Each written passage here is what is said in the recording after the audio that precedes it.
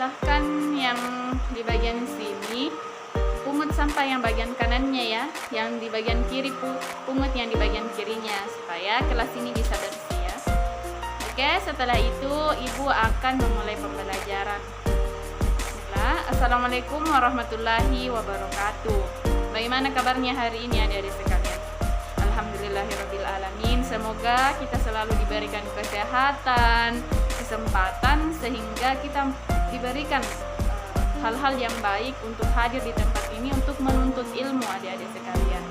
Nah, hari ini kita akan membahas salah satu materi pendidikan kewarganegaraan tentang nasionalisme. Tapi sebelum kita masuk kepada materi pelajaran kita pada hari ini, ibu akan mengabsen kalian satu persatu. Jadi ibu harap kalian dengar namanya baik-baik ya. Hastuti hadir ya.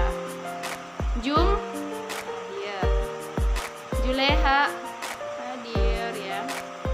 Oke, yang lain kita akan lanjutkan prosesi pembelajaran, tetapi ibu instruksikan kepada adik-adik sekalian, kita akan belajar tentang nasionalisme. Berhubung kita akan mempelajari pendidikan kewarganegaraan, makanya kita harus belajar apa itu nasionalisme. Tapi sebelum kita masuk prosesi pembelajaran, di sini ada yang tahu apa itu nasionalisme?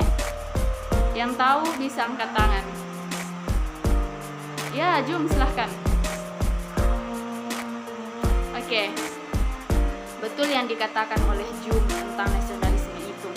Nasionalisme itu adalah bentuk kecintaan kita terhadap negara, bentuk cinta kita kepada tempat tinggal kita. Itu adalah bentuk nasionalisme yang kita pahami saat ini, teman-teman sekalian.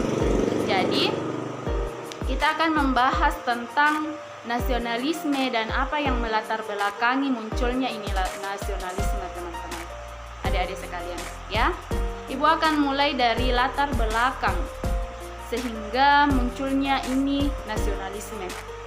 Nasionalisme ini sebenarnya adik-adik sekalian berawal karena munculnya perasaan dari seseorang bahwa saya harus merdeka, saya harus memiliki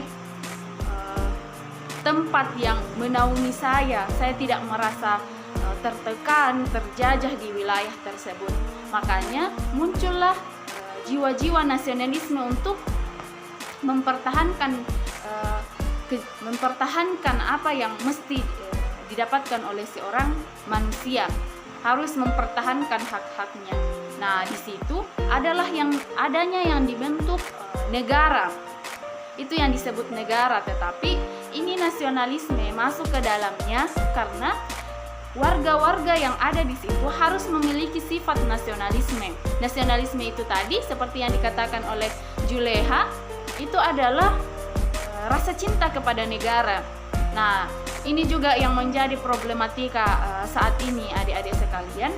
Banyak dari pemuda, banyak dari anak-anak seperti kalian ini tidak menghargai, tidak memiliki jiwa-jiwa nasionalisme. Ada banyak faktor adik-adik sekalian sehingga hal ini terjadi. Mulai karena mereka sudah menikmati budaya-budaya luar tanpa meningkatkan lagi ini budaya lokal. Mereka ini meninggalkan budaya-budaya nenek moyangnya. Bukan berarti adik-adik sekalian ketika kita ini masuk ke budaya lain, memiliki berbaur dengan budaya lain, kita harus melupakan budaya kita. Tidak seperti itu adik-adik sekalian. Berarti jiwa-jiwa nasionalisme kita terhadap negara itu bisa luntur hanya persoalan lingkungan kita yang kita lupakan. Jadi itu persoalan nasionalisme. Nah, selanjutnya adik-adik sekalian, sampai di pembahasan latar belakang dan faktor dari kemunduran nasionalisme ini, adik-adik di sini ada yang mau dipertanyakan? Ibu akan berusaha untuk menjawab pertanyaan dari adik-adik sekalian. Silahkan bertanya yang masih ingin dipertanyakan. Silahkan, Mila. Oke? Oh ya, ya. Baik, pertanyaannya tadi Mila itu seputar bagaimana kita menumbuhkan ini sifat nasionalisme yang sudah mulai hilang pada diri-diri pemuda pada saat ini. Ya, bagus sekali pertanyaan dari saudara Mila, adik Mila ini. Tadi mempertanyakan hal tersebut itu sangat konkret sekali ketika kita membahas bagaimana sebenarnya kita menumbuhkan sifat nasionalisme pada anak-anak pada saat ini.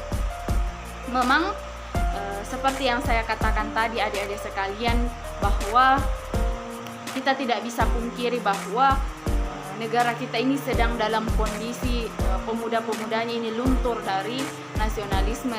Karena pertama dari faktor lingkungannya, ketika semisal orang tuanya, semisal lingkungan tetangganya, lingkungan masyarakatnya di sekitar itu tidak memiliki, tidak mencerminkan nilai-nilai mereka bernasionalisme, mereka memiliki cinta kepada negara, mereka semisal melanggar aturan, melanggar apa yang telah ditentukan oleh pemerintah, maka itu tadi termasuk hal-hal yang sudah melewati dari nasionalisme itu. Jadi ketika mereka ini bagaimana kita menumbuhkannya? Pertama itu kita harus saling mendukung satu sama lain.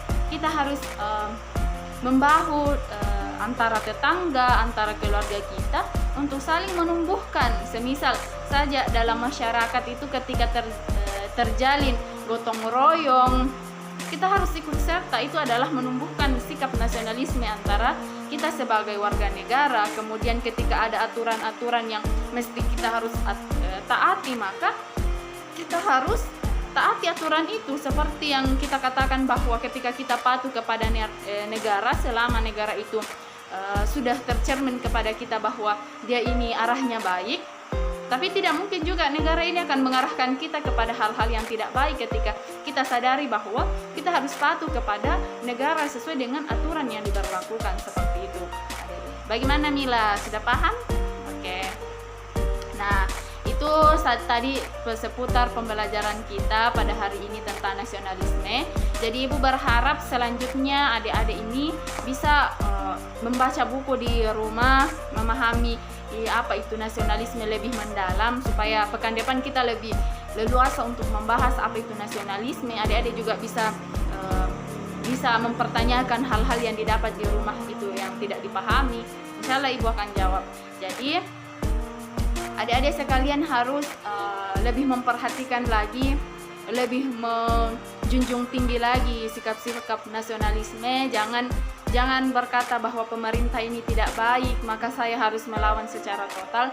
Kita harus mempertimbangkan adik-adik sekalian. Jangan langsung menghukumi bahwa mereka ini salah. Kita harus mencari hal-hal yang mereka ini kita bisa pertimbangkan adik-adik sekalian. Nah, selanjutnya hari ini Ibu akan memberikan tugas pada halaman 127. Kalian kerjakan di rumah ya. Selanjutnya adik-adik sekalian, mungkin sampai di sini dulu Ibu jelaskan tentang nasionalisme. Pekan depan kita akan lebih membahas lebih rinci lagi. Jadi kurang lebihnya mohon dimaafkan. Tetap jaga kesehatan. Billahi fisabilillah wastariqul khairat. Assalamualaikum warahmatullahi wabarakatuh.